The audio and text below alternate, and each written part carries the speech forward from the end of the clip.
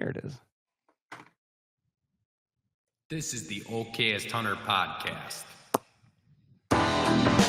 Never pass on shooter bucks, because that's just meat in the freezer. It's your tag, you hunt how you want. This is Okayest Hunter.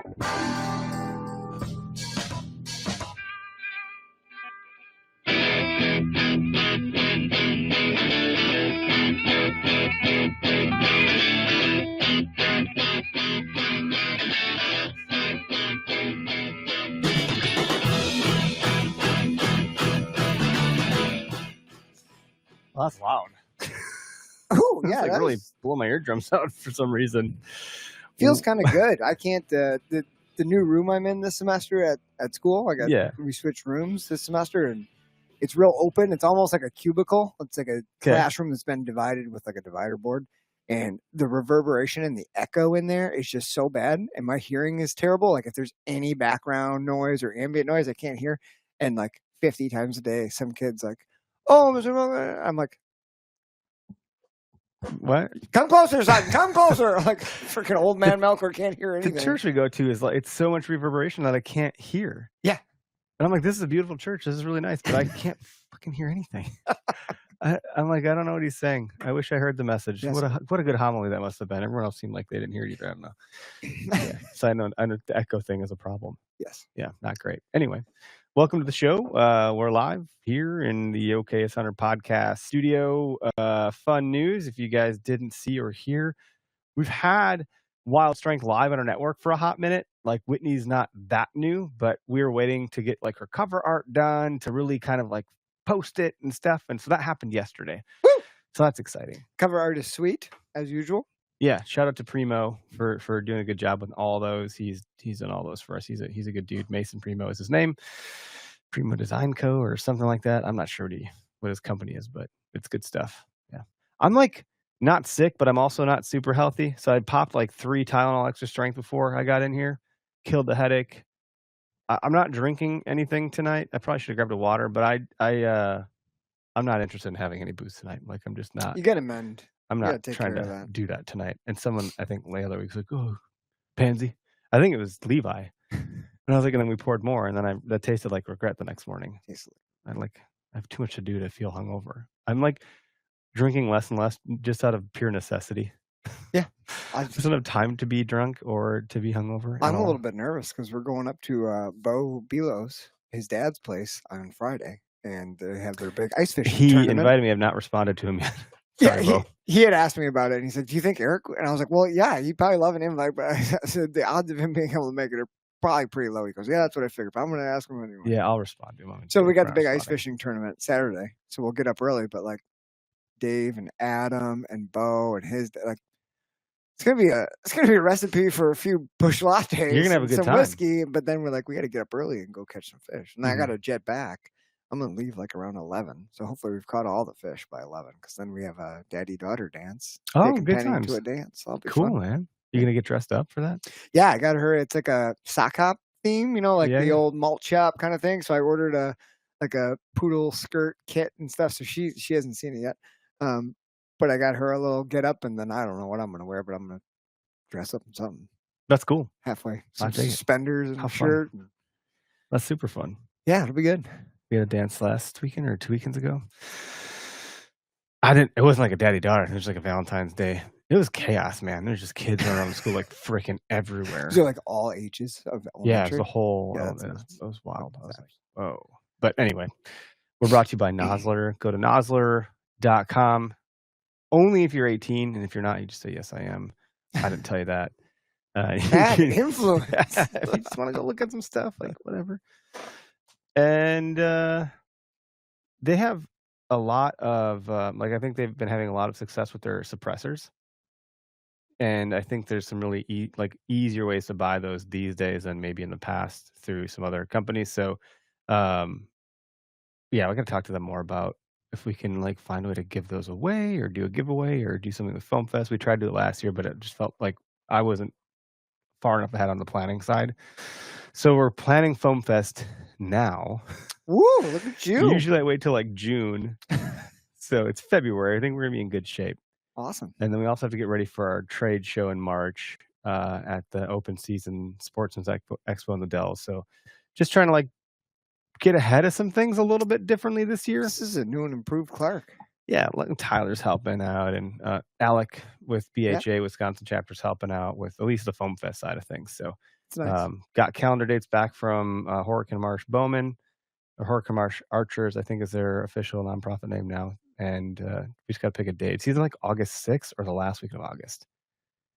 We usually do that last weekend, but we usually do. But we're going to try to not to earlier. And I tried the weekend before, but that one's booked. So like that leaves me with the first weekend or the last weekend. So I'm like, well, what do we want to do? I don't know. So we got to figure it out. Yeah.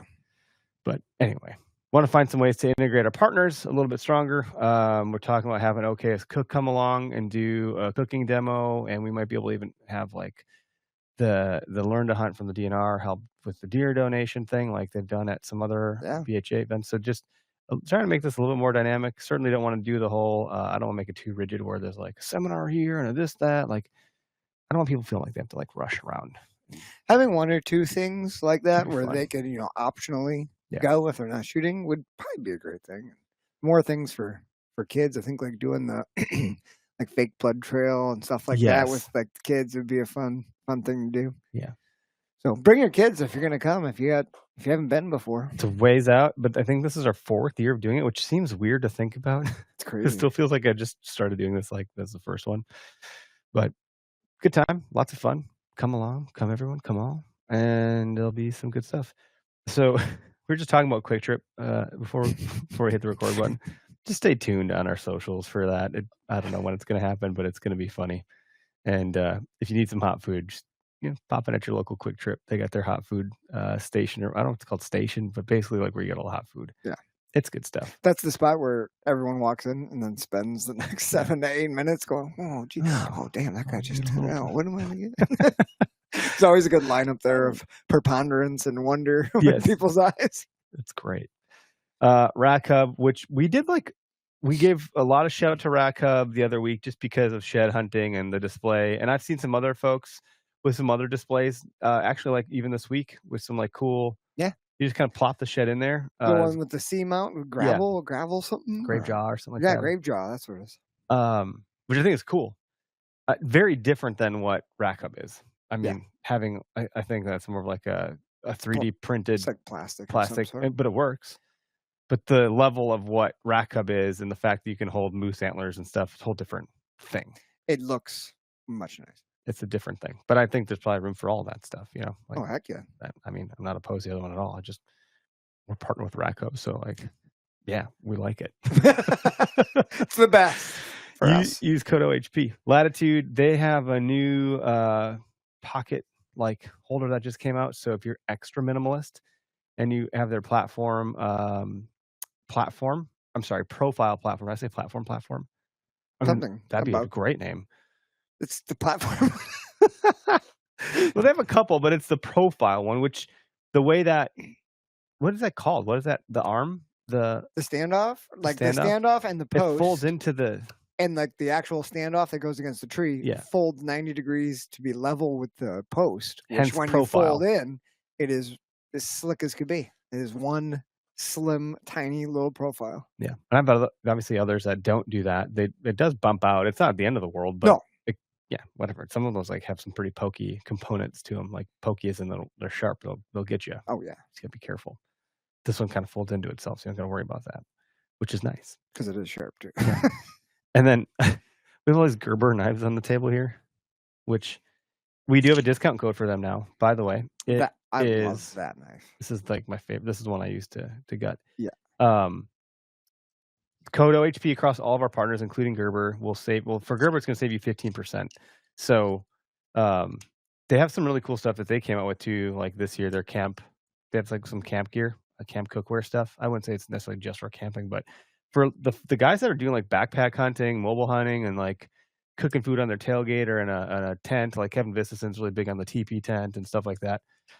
Might be really worth looking into Gerber for some of that stuff. It's pretty durable and Yeah, whatever. I'm like, look, there's going to be hopefully some things we do with them for Foam Fest with the cooking stuff too. So I've been looking at their website quite often for not for hunting purposes necessarily, but as you mentioned, like camping, because I want to do the Boundary Waters trip with the kids this summer. Oh yeah, and having some good, nice gear that's not going to break the back, because I'm sure I'm going to be carrying it all. We'll get from a trusted brand that get a discount on it from using our code. Like, otherwise, you're just going to go on Amazon or walk into a local retailer and buy some shit. Like, buy the stuff that you can depend on and trust. And you know what happens is, with a lot of our partners on the consumer side, rather than reaching out to the support of the company, I'll get contacted. Like, hey, Eric, I bought this thing that you guys recommend, blah, blah, blah, whatever. And it's not always a bad thing. That's not what I'm saying. But like with Spartan Forge, it's like, hey, how do I do this or how do I do that? I'm like, I don't know. I'm not like, but I do have some idea, and I'm happy to help. And if I can't figure it, I'll reach out, because like I do have a connection point. So by all means, send us your feedback and stuff.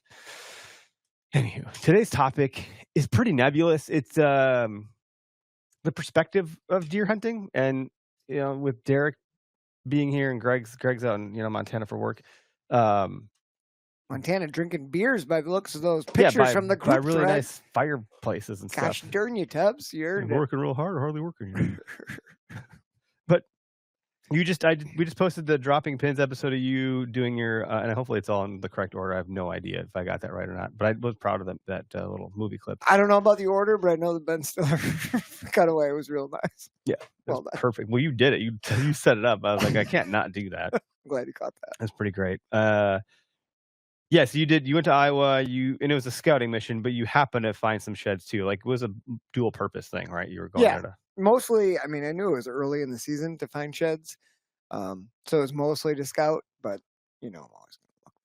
You found some, yeah. I'm going to look for some sheds.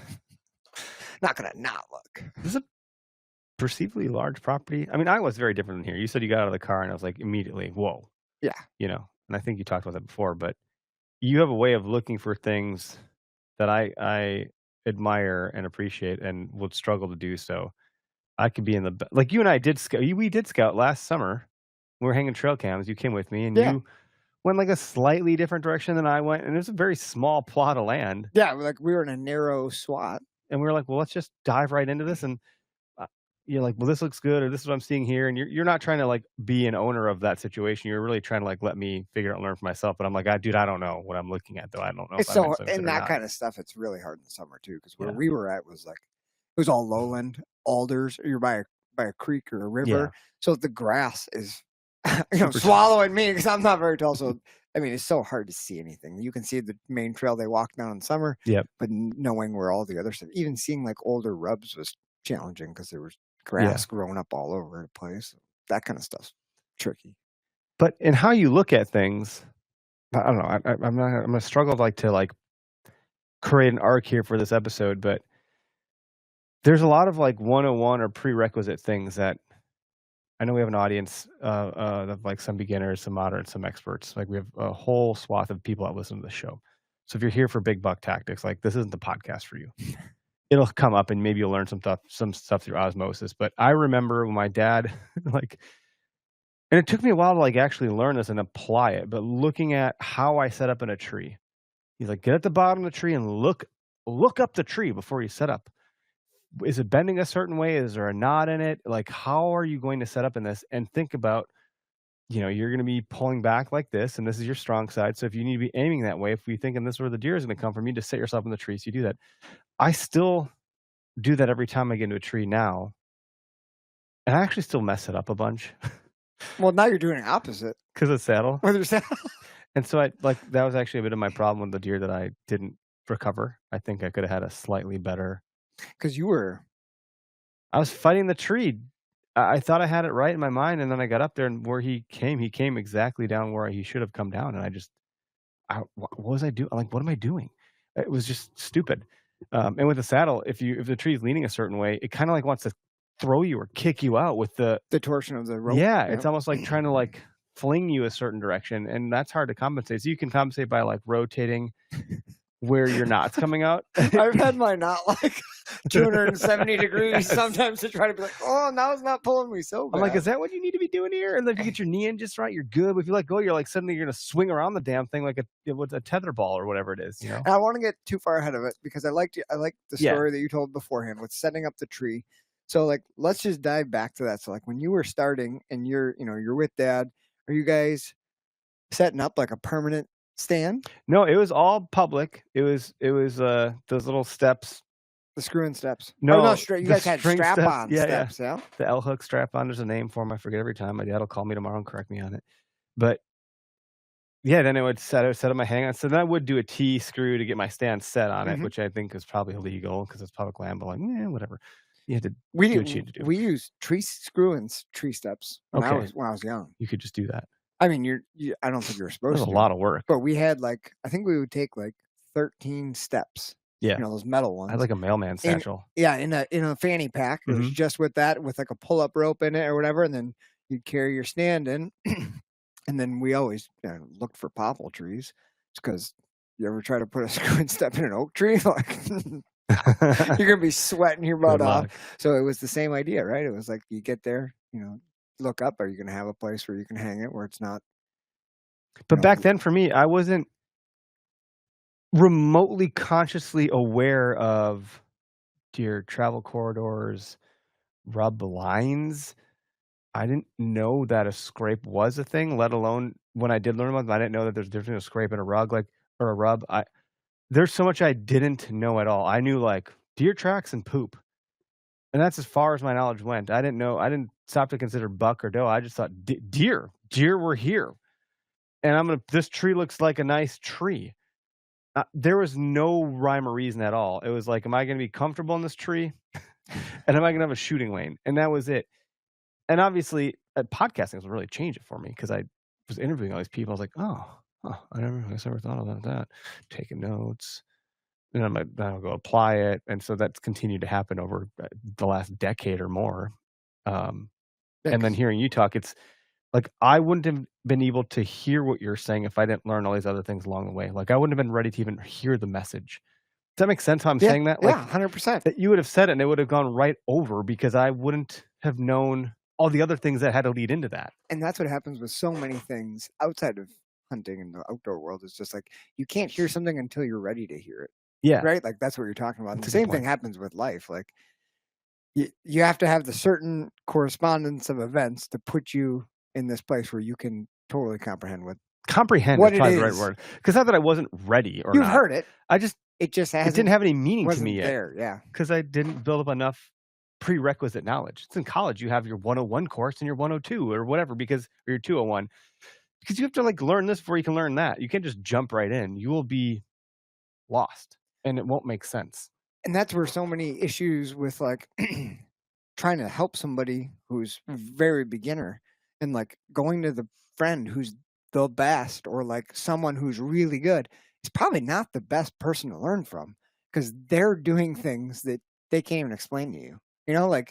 It's almost better for someone who's new to learn from someone who's maybe not too far. New, the 201, not the upper echelon of you know what I mean? Because those people have such a hard time articulating or explaining what it is they're thinking because they don't even know they're thinking. They've already gone through so much. They haven't thought about it because that's just what they do now. If you think about it in terms of an actual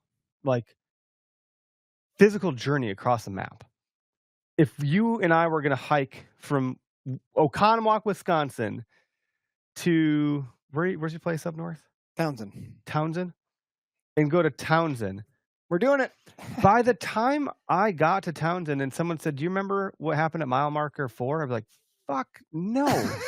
Did you see that piece of gum? Oh, I probably did, but I don't know if it was mile marker 2 or 200. I'm so far past that. I don't remember that anymore. Mm-hmm. I don't know what to tell you, kid. You've traveled so far in your knowledge that you can't remember those first couple miles anymore. It's not there.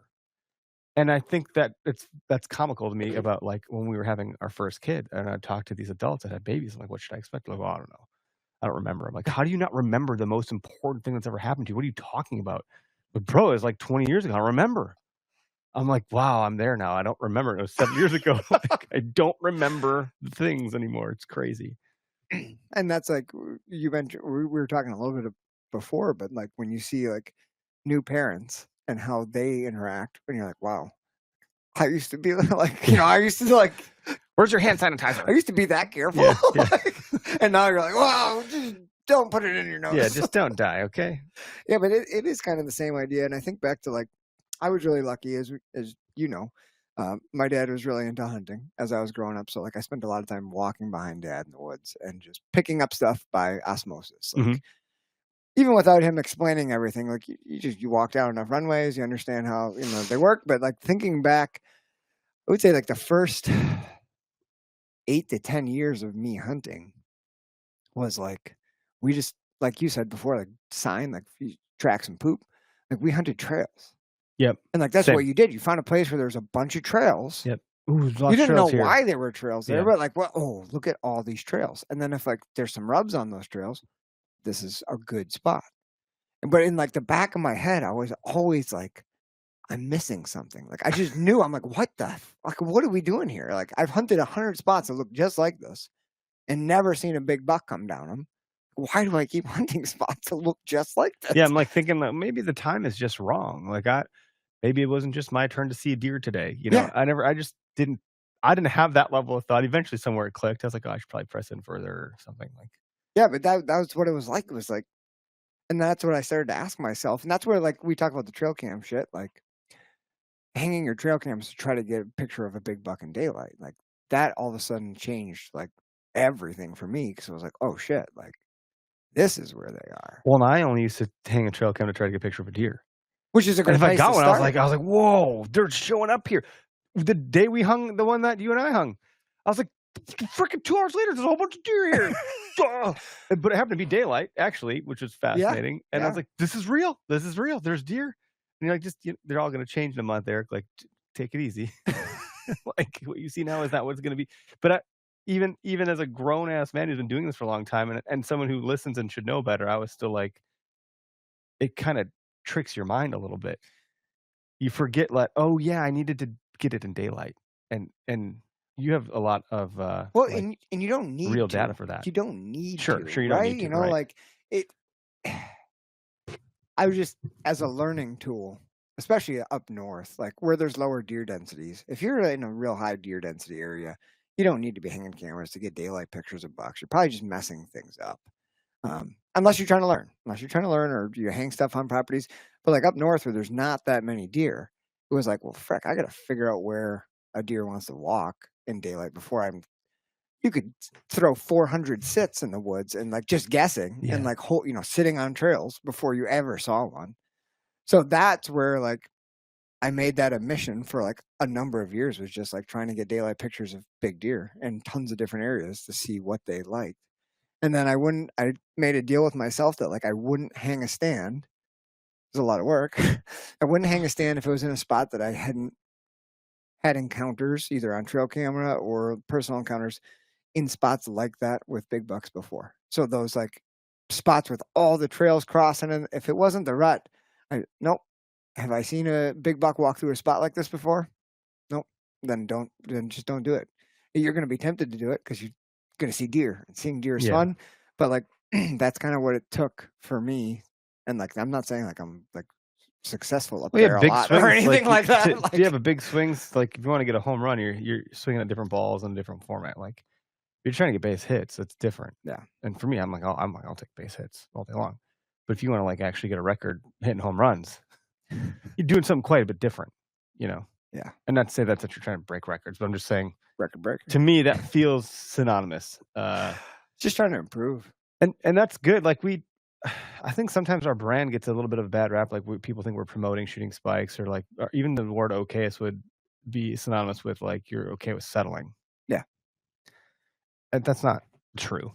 And I could see how people could arrive at that conclusion, but for sure, it's just kind of like getting the noise out of your head about what anyone else thinks about whether you're chasing a goal or happy to get base hits. Like it's no one else's business what you're doing, and know that no matter what you're doing, you're gonna freaking make mistakes along the way, and that's part of the process. And that's the whole perspective thing that you were talking about originally, like with like setting a stand in like the hunting, but like the perspective of like what it is you're out there doing. Mhm. Like what are you actually doing? I think Is the number of inches on that deer's head any, like it, would it be more of a memory to squeeze the trigger on whatever it was when you were like, yeah, and I can see like the mature, like this does get me more excited to some oh, degree. for sure. Because it does symbolize, and for those that are listening, I'm pointing to the only big deer I ever got in my life, which is like 135 inches or something. It's a beautiful buck. It symbolizes a mature animal, which has a lower likelihood of being seen and or hunted or especially killed, which then increases the challenge of the hunt. And I love being challenged, but Yeah. I know that the ability to get a deer of that caliber takes a threshold of work and time and commitment that I cannot meet at this moment in my life, which is really frustrating. I don't think I talk about that a lot. No, you never say that. I don't think, like, I'm always like, yeah, well, I got to live in reality, and that's true, but it fucking eats me alive because all I want to do is go prove to myself that I can do it. And every year I think it's going to be some different thing. Like this is the year I'm going to have all the time to go do this. I'm like, but it's very frustrating. And it's really frustrating because I want to prove that it can be done, and you don't have to be an asshole about it. That's like kind of like the bigger thesis of what I'm trying to do is like, you can do these great things and you don't have to have ego. Yeah. And I want to be like, I don't know, someone that can show that you can do these things and you don't have to be that way. And it is possible, and it doesn't have to consume your life. But it's balanced. And there's also luck. Like you could just luck your way into a buck and given you're in two. Like of course, but I mean, it always feels good to accomplish something that that feeling is why we do so many things that we do, and it's the hunting aspect, and especially big, like you said, so much of it is luck that like when it actually does happen, you're like, holy shit, a lot of crazy things had to come together for this to happen. Like I had to have some sort of little bit of knowledge. I had to do things kind of right. Then I had to get totally lucky that this deer decided to walk out. And boy, when that happened, and even the track job, like when we tracked your deer in the rain, that almost could have not worked out, even though it was dead, but we didn't know that yet. Suddenly we're tracking, we're like, ooh. There wasn't a lot. Yeah. We were like finding blood under blades of grass. Like, oh, here's a drip. Shit, that even whole ride of like the track job, you're kind of like, oh man, it's like until you get the keys to your house when you buy a home and the deal is closed, it is like nerve wracking the whole way through until you walk through that door. And everybody's had that feeling. Anybody who's ever shot one, like gun or bow, but I would say especially bow. And I'm really bad at second guessing. Like I can watch that arrow hit exactly where I wanted it to hit. And as that deer runs off, if it makes it more than 30 yards, I'm like, oh my God, I might not have got him. Like, it probably wasn't good. He's still running. It's like, it's been 0.2 seconds. Your brain's already like, lay off the pessimism. But like, that's how my brain works. So like, I thought I hit that deer good. And then I got down right away. I called you or whatever, climbed down out of my stand, and I went and looked at the arrow. By the time it took me to climb down, I didn't even take my stand down yet. I just climbed down. That's what I would do. Yeah, I'm not taking that shit down yet. Yeah. Like there was no blood on the top side of my arrow because the rain had washed it all off. Mm-hmm. The underside had blood dripping off, but I was just like, uh-oh. This track job's not going to be great. It was, excuse me, it felt like a tedious track job. Yeah. Like we were very surgical or scientific about like, don't go into that crime scene yet. Yeah. And you freaking watch where you step. Do not go ahead until you spot the next speck of blood. We had 4 people out there, which could be a problem. Tends to be tricky when there's not a lot of blood. I think we were well communicating with great. Each other. You and Tyler and Caleb, you guys did it. It was awesome. But there's all these things that, you have to learn this. Not even before you can learn the next thing, but like that's the tricky part about deer. There's no. I think some people have actually built some like online courses of you should learn this before you learn that. You should learn. It's just we don't go through those stages of learning the same way. Like we just don't. It's not how it works. And because experience is our best teacher in the deer woods. So even if you are following your dad, who's a damn good hunter, like you could be getting bad information or really good information that you can't make sense out of yet, or you're too busy thinking about how you don't want to go to school the next weekend because you're in high school and school sucks.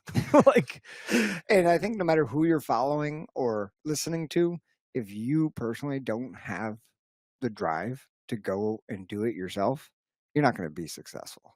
I just think about like my buddy Adam, who's my fishing buddy forever and ever, went to high school together, played soccer together, and he picked up hunting really late. Yeah. Onset hunter, 30 years old, 32 years old or something like that. Yeah, I think this is only like his 7th season, maybe 6th season. But like, he wanted to learn from me because we were friends, and it's like, well, you've been hunting your whole life, teach me some shit. So like, I took him out and showed him a little bit. Try not to like we talked about, like overwhelm. How do you even decide what to teach him? Like, that's so hard. Here's the basic stuff. Here's the hardcore stuff. Like, I don't even know. I was like, well, I'm just going to start saying everything. Am I patronizing you, or are you going over your head? Like, how do you distill it down? So like, he would, he had questions, and I would just try to answer the questions in the best way possible, of like not giving him the answer, but like making him think about what, like the classic teacher move of like, you ask a question, I answer you with a question, like that kind of bullshit. Why would they move through here? What do you think? What do you think? Bitch, I'm asking you. Tell me. But man, what Adam, he's just an insanely, when he has something to fixate on, like he goes, and like that kid has put on more miles in the last 6 years than I put on in the last 15. Like, he is just driven, and like he's learned so much, obviously, doing that like man, he's just as good a hunter as anybody else. Well, some people will pick things up faster. Even like I look at a lot of people like entrepreneurs, and some can make it in like a year or two, and others take 5 years. And I'm like, what did they do or have that they could do that so fast? Why do we have to be 5 years? What's going on? And then just wonder, like, why did it take me so long to figure out deer? And I don't have it all the way figured out by any stretch. I certainly have it way more figured out than I ever have. For sure. But that doesn't mean I still have a lot to learn. You can have it all figured out and still not be successful. Yeah. That's when you have your worst year, because you think, I got to figure it out. And then like the deer woods are going to humble you real quick for thinking that way. That's tough. And this is not like timely relevant information from a podcast standpoint. It's February. No. But I have been, because of the damn daily deer, I've been thinking a lot about, like, what am I going to talk about? What is the subject going to be? And I mean, I think I have lots of ideas. Like, I want to go back to that Aaron Highbasin podcast we did, where we talked about the right socks for your boots, and they have to be the right thickness. I'm like, what? I feel like I've known this all along, but I never knew it for real, because I would feel like, there's too much padding in these fucking boots. My feet should be warm. Like, the idea in my head as a kid is more layers equals more warmth. If they're thick freaking socks, then I should be warm. But my feet feel squished in these things because they're too much compression. That's probably a bad thing. So like, gosh, there's so much to learn. And that's a whole other thing. Like, good luck hunting all day. If your feet are cold, you're out. You're not even going to last. Like, if you can't get that part right, good luck. It doesn't matter how much you know about the damn deer. You're screwed. That's what's fun about like I like watching all the different topics on the daily deer that you've been doing, because you've been doing most of them, you and Tyler.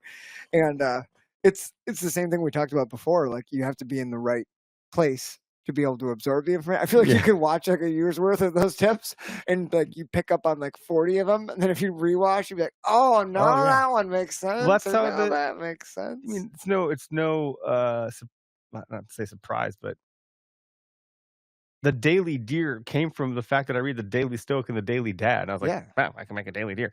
Like, I'm not trying to copy Ryan Holiday exactly per se, but like, it's a good idea. No one else is going to do this, so I'm going to do it. Or if someone else says, I'm going to beat them to it, because that's just how this works. But if I've read the Daily Dad now for like going on, I'm in the 2nd year of reading it every day. And it strikes you different, because my kids are at a different age, and so am I. There's a different parenting style and technique that is now afoot that wasn't before. And so now I'm hearing new messages, even though I read it before, it didn't hit me the same way. I'm like, oh, this applies to me now, and it didn't then. And now I'm ready to hear it, kind of thing. That's one thing I've definitely noticed doing, and I don't have a ton of episodes of the dropping pins, but we talked to like 20 different guys. You could go back and talk to someone. Well, what's interesting is like looking back on it, I talked to some guys who are younger and some guys that have been doing it for a while, but like how they talk about it and how they think about it, like you can see the different seasons where they're at, where they're in, you know what I mean? Like what the focus is, or like how they're doing. Like, Blake's a younger dude, and he's figuring out the public land stuff. I give him so much credit. He's in the aha moment, like right now. Like, he might have just gotten into the aha moment. He just in had real time.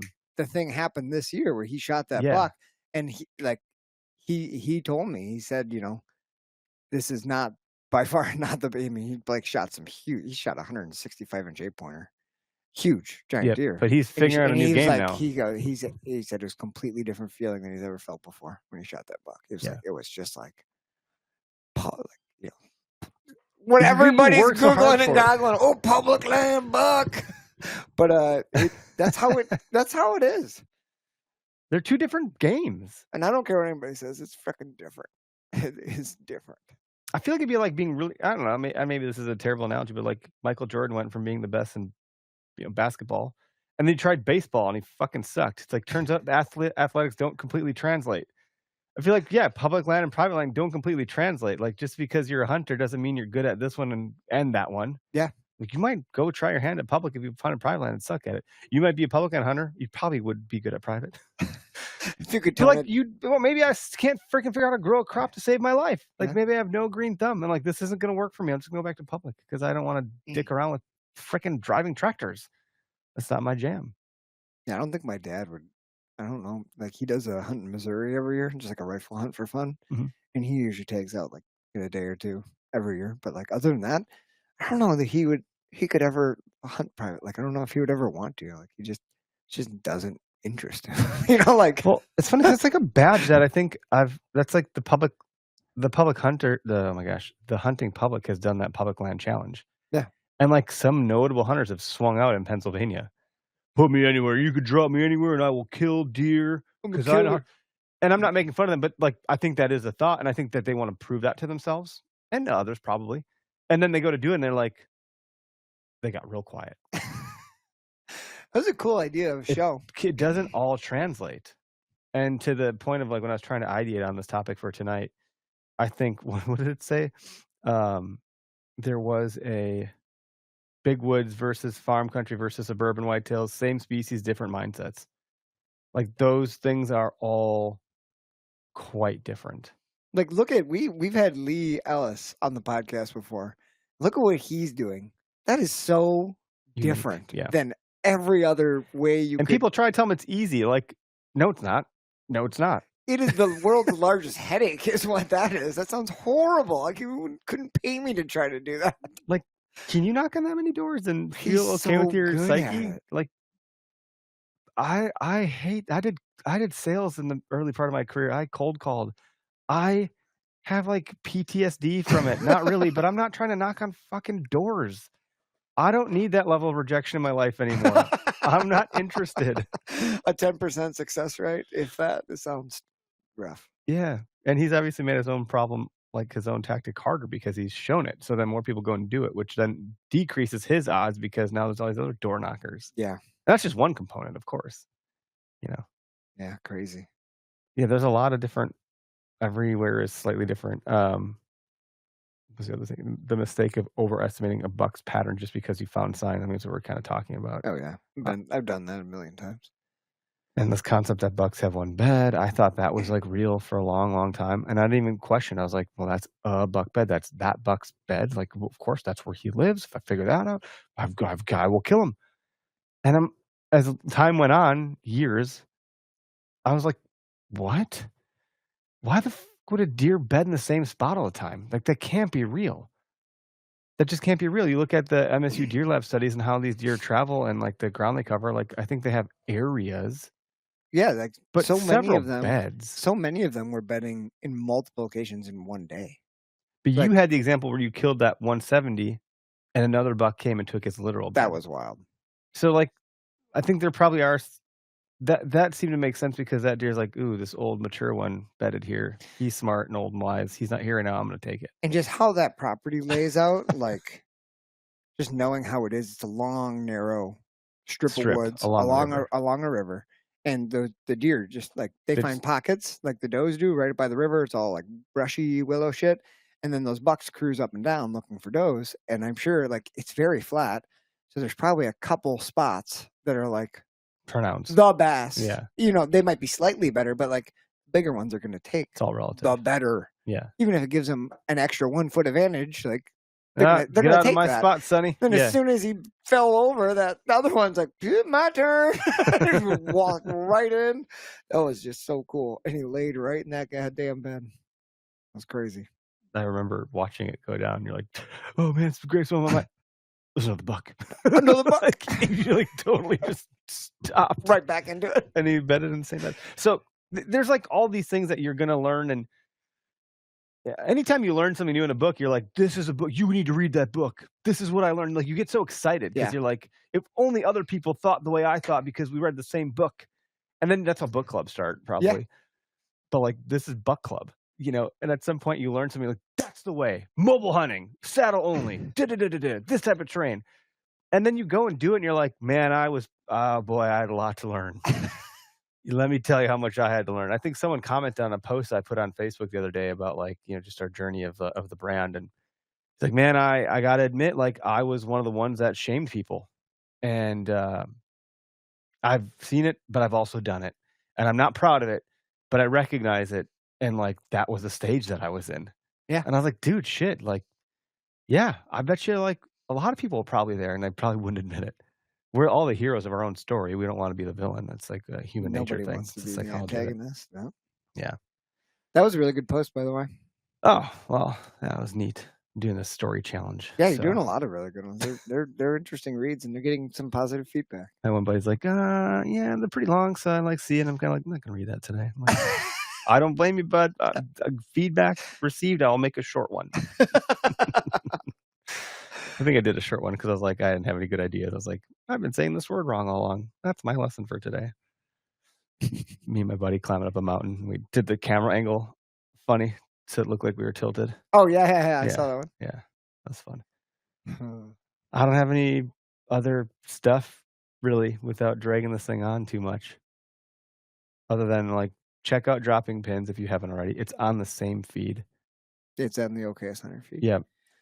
We've I do feel like I'm gonna start rewarding how I talk to guests before the show to get them to come up with the stories, because it's a good ask. I'm asking them to basically tell us a story about something that was really impactful to them and how it impacted their hunting now, and do it in an educational way that will teach everyone their learning moments.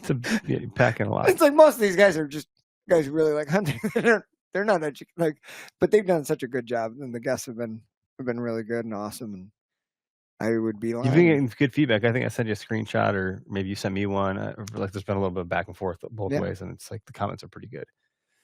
I think it's well received, right along with your scouting videos that you've been doing. But to ask the question of, like, when I don't know, I get obsessed with it because, like, I've started to see things click and shift in a certain way. Like, I'm starting to understand things, and it's still pretty, I wouldn't say, I think, presumptuous. Like, I'm making quite a few assumptions about things, but they've been starting to come true more and more. Yeah. But I don't know how well that translates from property to property to property, which is why on the big property I went and hunted that 2 years ago with Keegan, I was so obsessed with getting to the water on the And property. looking, yeah. I was like, "Look, I know how to read that." And if I can get there and if I can see the things that I'm used to seeing, I'll know I can figure that part out. The rest of this, I have no fucking clue how to do anything with. Yeah. And there are probably things and pockets that will work here, but I don't know those things yet, and I can't figure it out. But, like, just, give me to the water, and I'll figure that part out. That's kinda how I feel. Like, I think I've gotten one part figured out really well that I'm confident there. Well, then if you have that common denominator, right, and then it's just how it links up to Yeah. each different one. There's always going to be similarities, but I think that's the one thing that gets guys in trouble is when you feel like you know what's going on. You like mentioned assumptions. They should be assumptions because you don't have no freaking clue. That's Yeah. all you can do is really assume. And there's a couple scouting videos and hunting channels that are pretty popular, and I love watching them because I love learning from all different kinds. But there's one in particular, and it's a pretty confident gentleman who always, like, one thing I notice is when they spot somebody else's setup, like a hunting or like a trail cam, has a lot of negative things to say about it and what they're doing wrong. And it's just constantly presuming like the worst intent. Hmm. And I'm like, man, when I find something, I'm like trying to think of what I can learn from it. Like, I don't know how or when or what that guy's doing. So I'm like, what?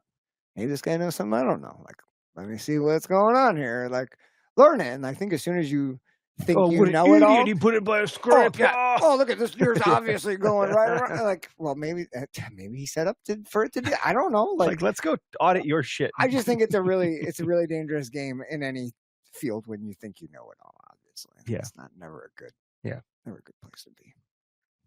I do see how you can get comfortable with, like, your shtick or like the thing you think you know. Yeah. And I kind of want to live in that comfort zone for a little bit longer. Like, I think I can still pull. I think there's a lot of fruit left on that tree to pick. Like, I haven't picked all the oranges off the orange tree. There's no business for me to go start an apple tree yet. Like, I have lots of oranges to pick still. I can make plenty of orange juice out of what I've learned. I'm gonna go make lots of orange juice for a while. Like, I'm not interested in starting a fucking apple tree yet. But some people do that so well that they get bored and they're like, "I'm sick of oranges. I've had so much orange juice. I need to go start an apple tree." And then go do that. But the people are like, "I've figured out oranges. Boom, we're gonna go to an apple tree now." It's like, whoa, whoa, whoa.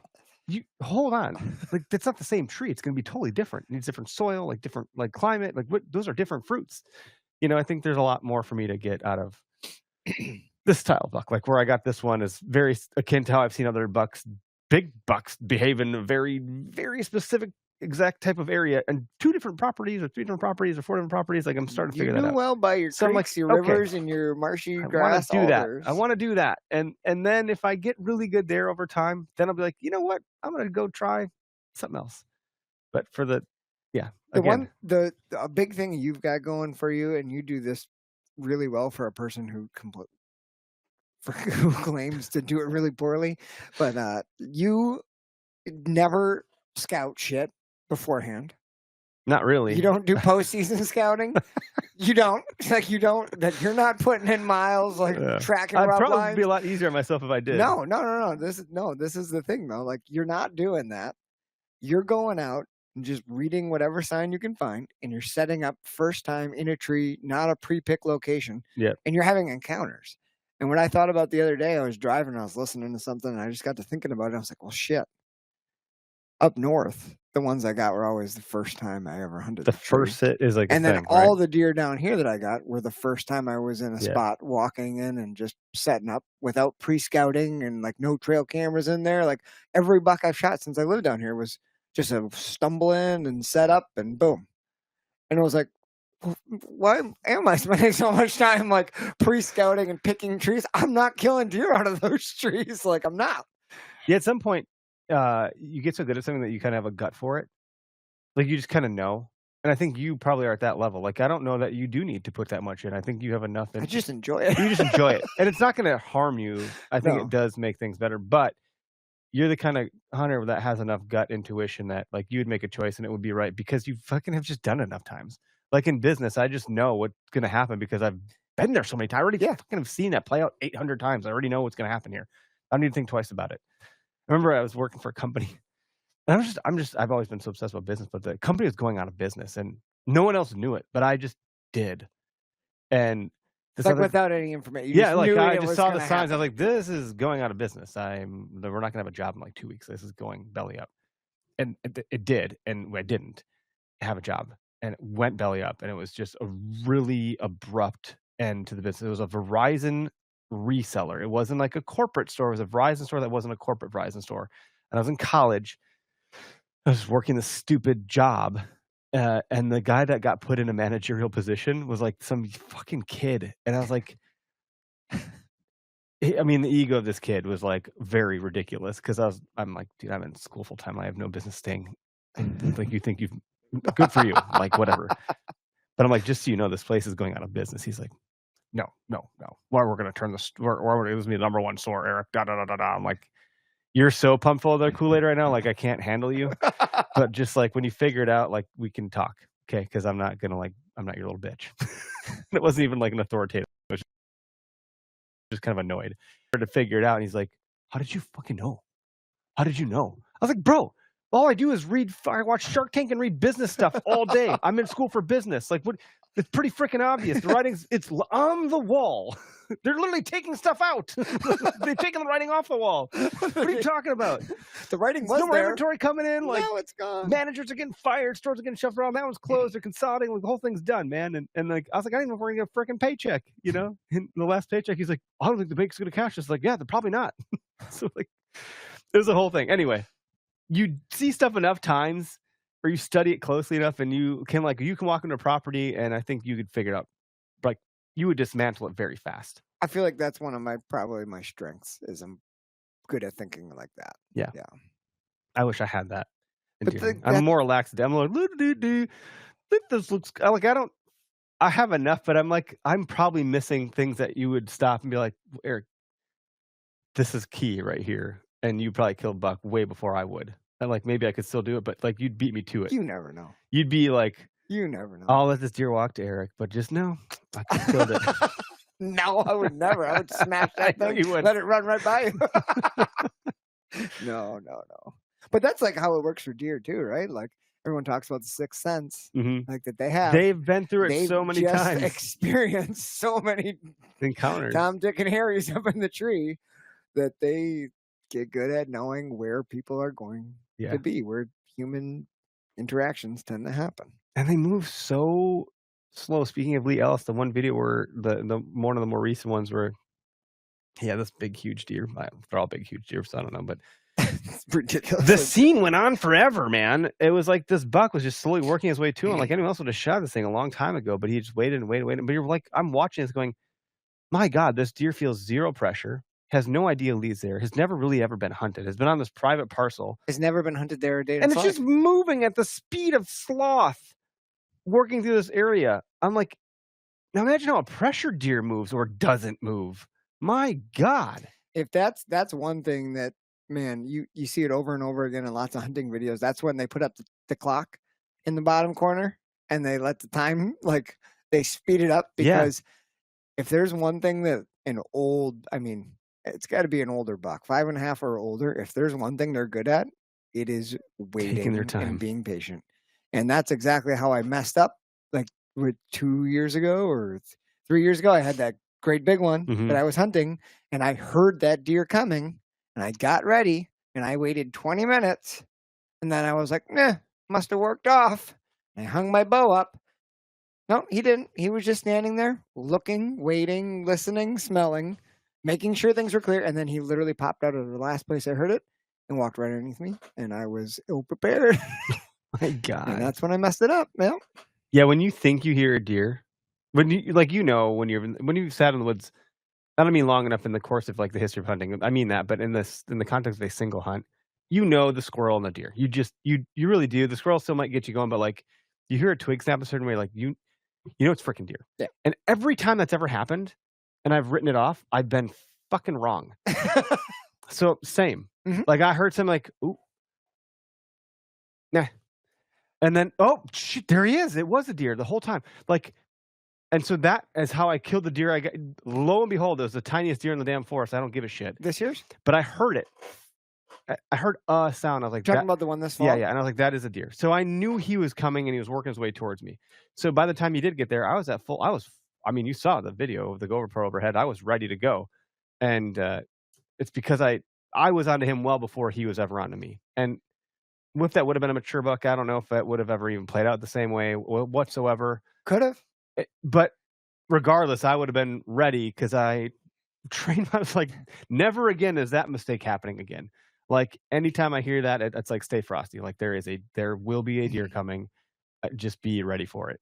And that's exactly what I thought when I literally, because it was my weak side. I was in a saddle in this tiny little tree. And I grabbed my bow and brought it over to my weak side, and I shifted over here, and I was like standing there for 20 minutes, didn't hear anything else. I literally hung it back up, and it was like a minute later, and all of a sudden I heard, and I just saw him coming, and the first thought was, you freaking idiot. And I was just because when they're that close, then you can't. What are you gonna do? Yeah, he's coming right behind me.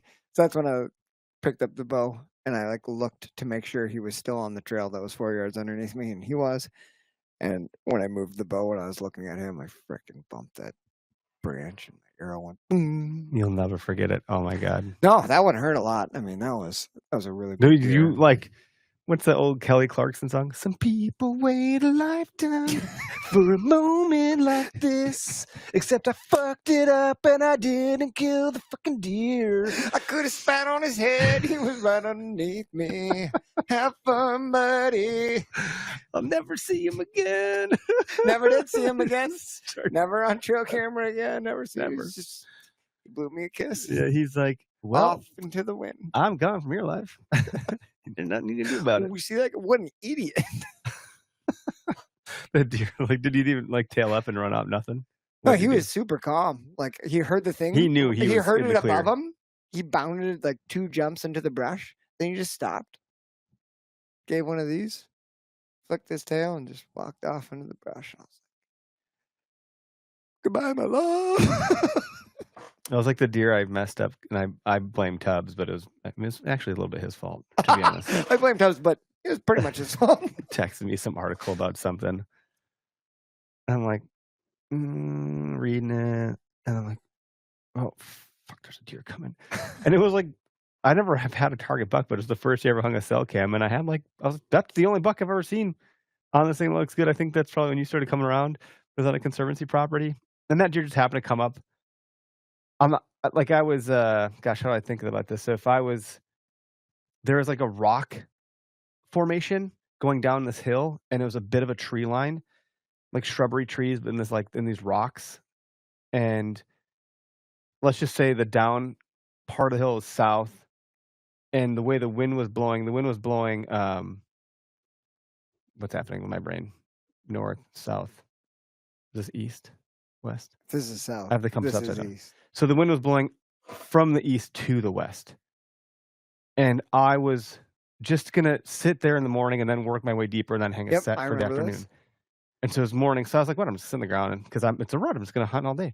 I was sitting on the ground. I was up. My dad was on a different part of the property, and I was like, "I have seen deer move up the east part of this tree line, so I'm gonna sit on the west part, downwind." Yep. Downwind. And so if something comes out of this bottom, like I think they do, I'm gonna kill it.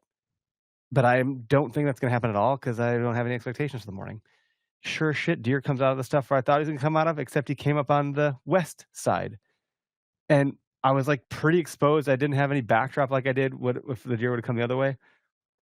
But had I not been texting, I actually could have like been full draw on this thing and had an opportunity at letting one rip. That was a pretty nice buck too. And I was on the ground, and it was a really nice buck for me, especially like it was probably something like this, if not a little bit bigger. And I was like, my bone. The deer's like, "Are you really gonna try this right now?" I was like, "I'm really gonna try this right now."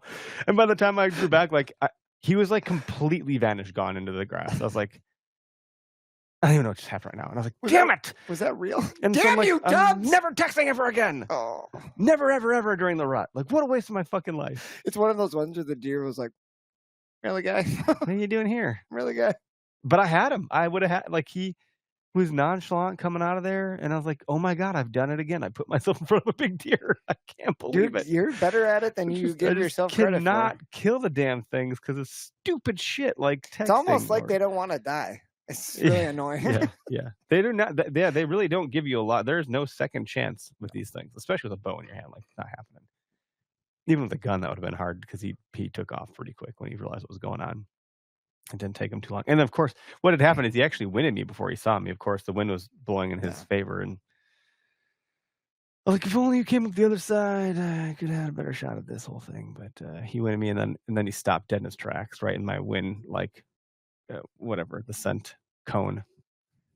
And you could tell he just like hit a wall. Like, when you see that head go back and ears come forward. Yeah.